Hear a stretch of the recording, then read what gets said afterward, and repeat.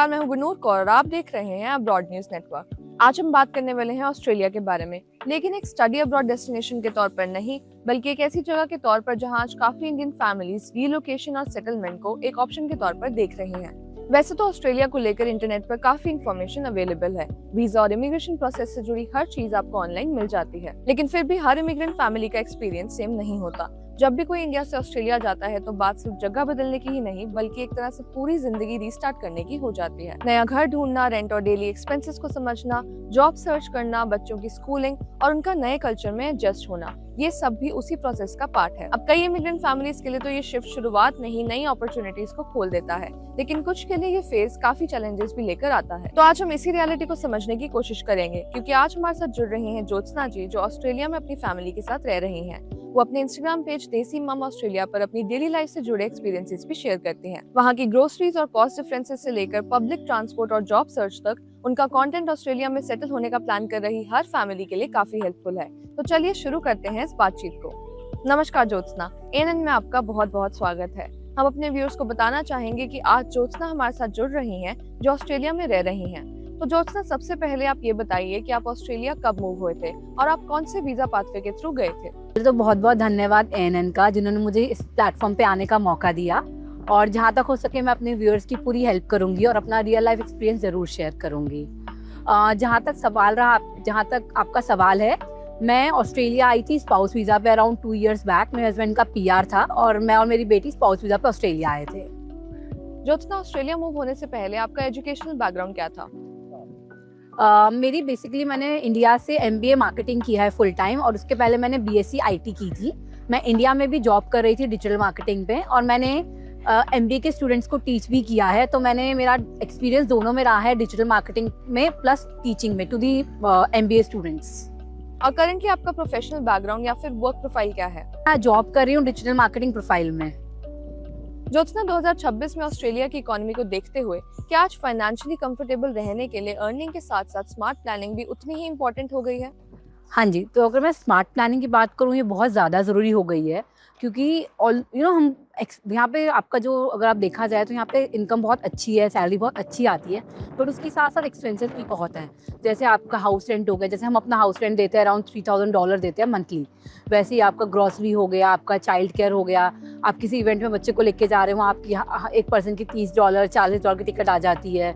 तो एक्सपेंसेस बहुत ज़्यादा है, तो उस वजह से आपको क्या करना पड़ता है, आपको प्लानिंग करनी पड़ती है, आपको बजटिंग करनी पड़ती है।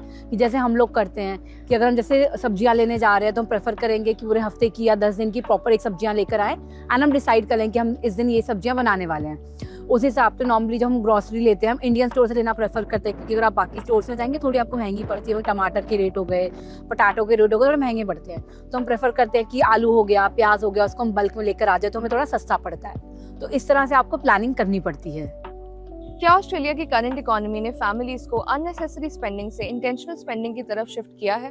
बिल्कुल। अगर अब मैं बात करती हूँ यहाँ के लोगों से जो बहुत सालों से यहाँ पे रह रहे हैं, तो बताते थे कि इतना पहला महंगा नहीं था, बट अब जो देखा जाए बहुत महंगा हो गया। लोग पहले कन्वीनियंस के हिसाब से शॉपिंग कर लेते थे कि आज ये मन किया ले लिया, बट अब ये हो गया कि लोग इंटेंशनल बाइंग करते हैं।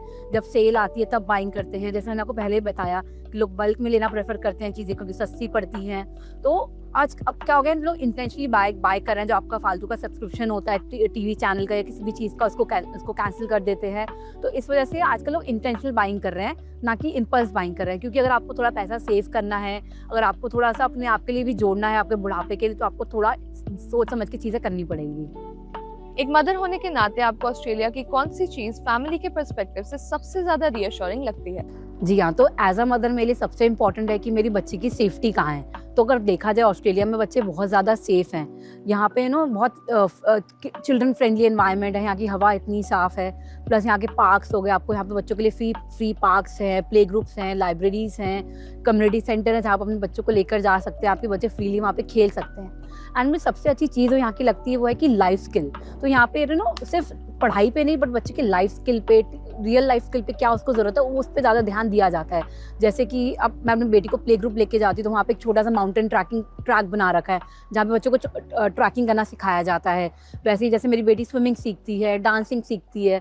तो अभी वो स्टडीज़ पे इतना उसका फोकस नहीं है, बट रियल टाइम स्किल्स पे ज़्यादा फोकस है। आप अगर आप यहाँ के टॉयज़ भी देखेंगे तो बहुत रियल टाइम टॉयज़ है। जैसे मैंने बेटी के लिए ले रखे हैं, टॉयज़ ले रखे हैं, माइक्रोवेव ले रखा है, तो रियल टाइम यूज़ होता है, वो उसमें आवाज़ आती है, पता चलता है कैसे यूज़ किया जा रहा है। उसकी स्ट्रॉलर ले रखा है बच्चों का, ट्रॉली ले रखी है, तो जो बिल्कुल रियल लगती है। आप इवन आप अगर आप स्टोर्स में भी जाएंगे, फॉर एग्जाम्पल आप बनिंग्स में जाएंगे तो वहाँ देखेंगे बच्चों की छोटी ट्रॉली होती है जिसमें बच्चे अपने खुद जो सामान वो खरीदना चाहते हैं वो उसमें रख के आगे वॉक कर सकते हैं। तो यहाँ पे बहुत बहुत रियल टाइम अप्रोच है बच्चों के लिए, जो मुझे सबसे अच्छी लगती है। ज्योत्सना, अब्रॉड में इंडियन कल्चर और वैल्यूज को मेंटेन करने के लिए पेरेंट्स को क्या-क्या कॉन्शियस एफर्ट्स करने पड़ते हैं? हाँ जी, करना पड़ता है, बहुत एफर्ट्स करने पड़ते हैं। जैसे मैं खुद अपनी बेटी को ट्राई करती हूँ कि हर ट्यूसडे मैं उसको मंदिर लेके जाऊँ। हमने घर में मंदिर बना रखा है तो हम ट्राई करते हैं कि हम डेली पूजा करें। मेरी बेटी 2.5 साल की है, पर उसकी आदत है, वो सुबह सुबह मंदिर जाती है, हाथ जोड़ती है। वो जब हम उसको टेम्पल लेके जाते हैं, प्रॉपर बड़े मंदिर लेके जाते हैं, वो भी जाके माथा टेकती है। वो इंडिया से जब किसी का भी फ़ोन आता है, कोई बड़े उसके मिलते हैं, वो नमस्ते बोलती है। तो हाँ, यहाँ पे थोड़ा इंटेंशनली ये करवाना पड़ता है। मैं उसको सारी चीज़ें करवाती हूँ घर पे। जैसे फेस्टिवल्स होते हैं, फॉर एग्जाम्पल अगर नवरात्रे हैं तो मैं प्रॉपर छोले पूड़ी हलवा जो हमारे में बनाया जाता है, मैं प्रॉपर चीज़ें बनाती हूँ। एंड मेरी बेटी को पता चलता है कि अच्छा ये फेस्टिवल्स है और मुझे ये सारी चीज़ें करनी है। तो हाँ, आपको यहाँ पे कोशिश करनी पड़ती है, थोड़ी ज़्यादा कोशिश करनी पड़ती है आपके खुद के कल्चर को जिंदा रखने के लिए। बट क्योंकि ऑस्ट्रेलिया एक मल्टी कल्चरल कंट्री है तो यहाँ पे हर कल्चर की बहुत रिस्पेक्ट की जाती है। राइजिंग एक्सपेंसेस के बावजूद क्या आपको लगता है कि ऑस्ट्रेलिया अब भी मिडिल क्लास फैमिलीज को long term quality of life और अपॉर्चुनिटीज प्रोवाइड करता है? जी हाँ, मुझे लगता है मिडिल क्लास अभी भी यहाँ पे कंफर्टेबल है, क्योंकि मुझे सबसे ज़्यादा इंपॉर्टेंट आपकी एयर क्वालिटी अच्छी हो, आपकी सेफ्टी हो बच्चों के लिए, आपके लिए खुद की सेफ्टी हो। तो आई थिंक यहाँ पे बहुत है वो सारी चीज़ें। आपके हेल्दी फ्रूट्स हैं, आपके बच्चे हेल्दी फ्रूट्स खा रहे हैं, बहुत हैबिट है यहाँ पे बच्चों को फ्रूट्स खाने की, वॉकिंग करने की, एक्सरसाइज करने की, इवन बड़े भी बहुत करते हैं। और आपकी जैसे मैंने आपको बताया यहाँ पे फ्री लाइब्रेरी है, प्ले ग्रुप है, स्टोरी सेशन है।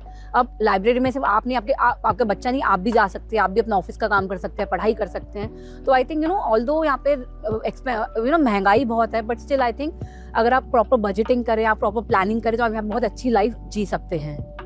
रिसेंट फ्यूल प्राइसेस और ओवरऑल ट्रांसपोर्ट कॉस्ट को देखते हुए क्या ऑस्ट्रेलिया में डेली कम्यूटिंग और फैमिली बजटिंग पर नोटिसेबल इम्पैक्ट फील हुआ है?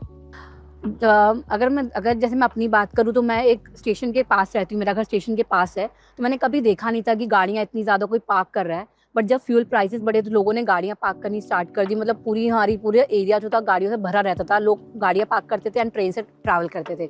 और ये चीज़ मैंने अपनी वीडियो में भी दिखाई थी इंस्टाग्राम पे।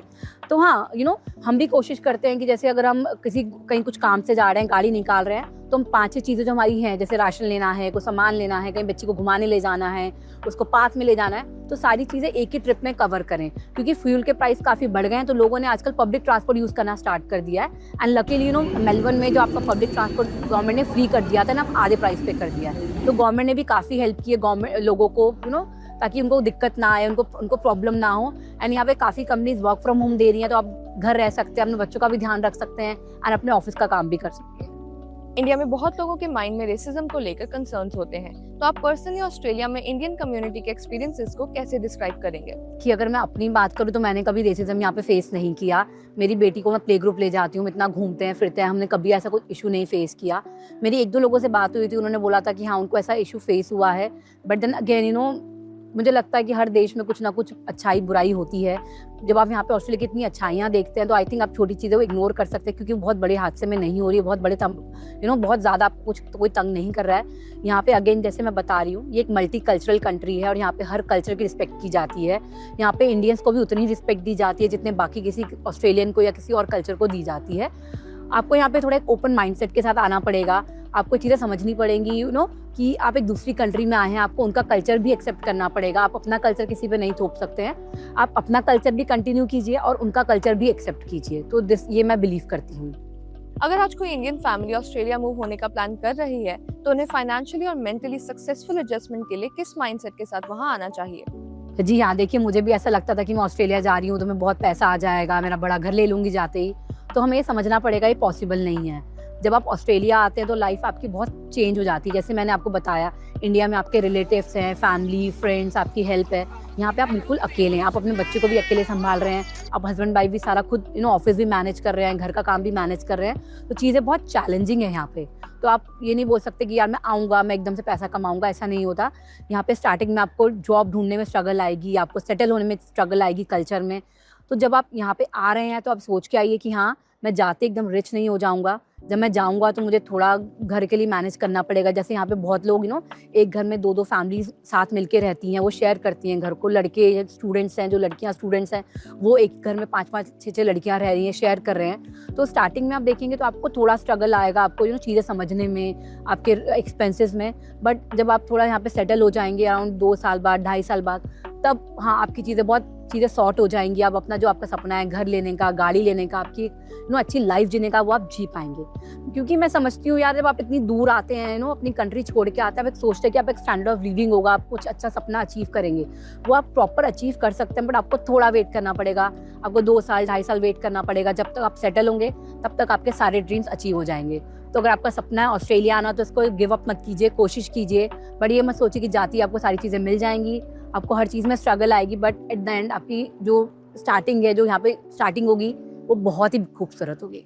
ज्योत्सना, आपका बहुत बहुत धन्यवाद हमारे साथ जुड़ने के लिए और ऑस्ट्रेलिया में एक इंडियन फैमिली की लाइफ की रियलिटी को इतने अच्छे से समझाने के लिए। हमें उम्मीद है कि हमारे दर्शकों को इस कॉन्वर्सेशन से काफी क्लैरिटी मिली होगी, खासकर उन इंडियन फैमिलीज को जो ऑलरेडी ऑस्ट्रेलिया मूव होने का प्लान कर रहे हैं। तो अगर आपको ये वीडियो पसंद आई हो तो हमें फॉलो करना ना भूलें। साथ ही हमें कमेंट करके ये भी बताएं कि आप नेक्स्ट किस फॉरेन कंट्री के लाइफस्टाइल और अपॉर्चुनिटीज के बारे में जानना चाहते हैं। और अगर आपके मन में अभी भी कुछ सवाल हैं जो इस कॉन्वर्सेशन के थ्रू कवर नहीं हो पाए, तो उन्हें भी कमेंट्स में जरूर लिखें। हम आपके डाउट्स क्लियर करने की पूरी कोशिश करेंगे। वीडियोस को लाइक और शेयर करते रहिए। मिलते हैं ऐसी ही और इंसाइटफुल कॉन्वर्सेशंस के साथ। धन्यवाद।